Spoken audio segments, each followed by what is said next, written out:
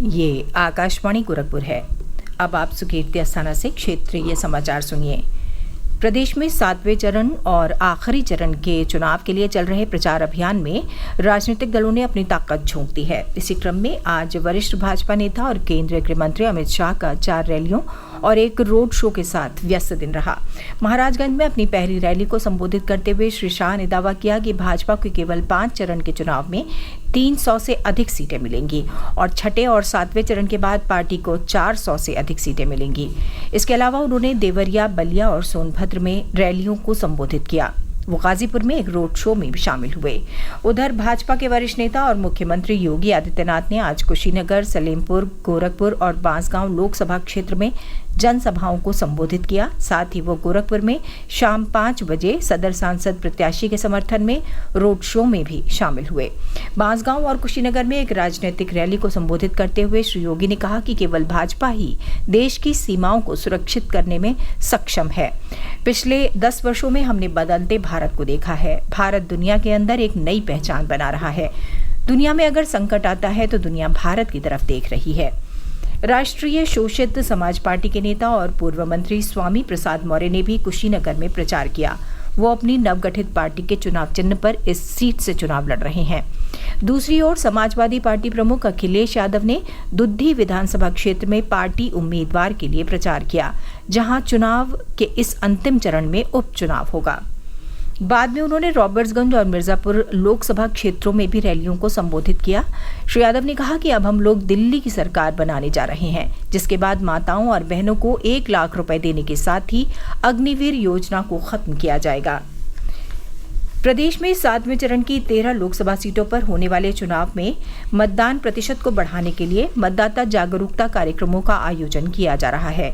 इन कार्यक्रमों के माध्यम से आम जनमानस से अधिक मतदान करने की अपील की जा रही है। इसी क्रम में आज वाराणसी में नई सुबह एक उम्मीद संस्था की ओर से ककरमत्ता वार्ड में मतदाता जागरूकता रैली निकाली गई। इस अवसर पर संस्था प्रमुख ने कहा कि सशक्त लोकतंत्र के निर्माण के लिए मतदान आवश्यक है। ये प्रत्येक नागरिक का दायित्व है कि वो इस प्रक्रिया में हिस्सा ले। हमारे एक वोट से हमारा वर्तमान और भविष्य निश्चित होता है। उधर चंदौली के लाल बहादुर शास्त्री स्नातकोत्तर महाविद्यालय मुगलसराय में केंद्रीय संचार ब्यूरो क्षेत्रीय कार्यालय वाराणसी द्वारा मतदाता जागरूकता संगोष्ठी और प्रश्नोत्तरी प्रतियोगिता का आयोजन किया गया। संगोष्ठी में वक्ताओं ने चंदौली लोकसभा में 1 जून को होने वाले मतदान के संबंध में युवा मतदाताओं को जागरूक करके अपने मताधिकार का प्रयोग करने के लिए प्रेरित किया। महाविद्यालय के प्रबंधक ने अपने संबोधन में कहा कि भारत की लोकतांत्रिक व्यवस्था की खूबसूरती है कि देश की जनता को अपनी सरकार चुनने का अधिकार है। अन्नदाता किसानों के मसीहा और पूर्व प्रधानमंत्री भारत रत्न चौधरी चरण सिंह की पुण्यतिथि आज प्रदेश भर में मनाई जा रही है। इस अवसर पर विविध कार्यक्रमों का आयोजन करके उन्हें श्रद्धांजलि दी जा रही है। इसी क्रम में जनपद हापुड़ के तहसील चौराहा स्थित चौधरी चरण सिंह की प्रतिमा पर आज राष्ट्रीय लोकदल के पदाधिकारियों ने उन्हें याद किया। राष्ट्रीय लोकदल के जिलाध्यक्ष रविंद्र चौधरी ने कहा कि चौधरी चरण सिंह ने हमेशा किसानों और मजदूरों के उत्थान के लिए काम किया। उधर अमरोहा में राष्ट्रीय लोकदल के कार्यकर्ताओं ने अतरासी मोड़ स्थित शहीद किसान स्मारक स्थल पर हवन किया और चौधरी चरण सिंह की प्रतिमा पर माल्यार्पण किया। इसके पूर्व आज सुबह मुख्यमंत्री योगी आदित्यनाथ और समाजवादी पार्टी के अध्यक्ष अखिलेश यादव ने उन्हें सोशल मीडिया पर पोस्ट के माध्यम से श्रद्धांजलि दी।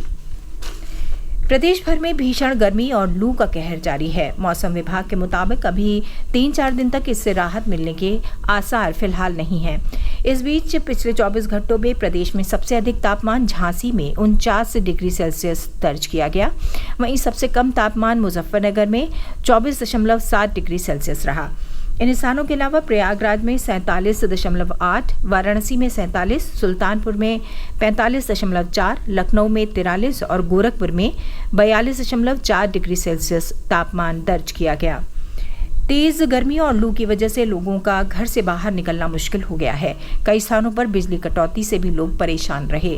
अस्पतालों में हीट स्ट्रोक के मरीज बढ़ रहे हैं। ऐसे में लोगों को जरूरी काम होने पर ही घर से बाहर निकलने और पर्याप्त मात्रा में तरल पदार्थ का सेवन करने की सलाह दी गई है।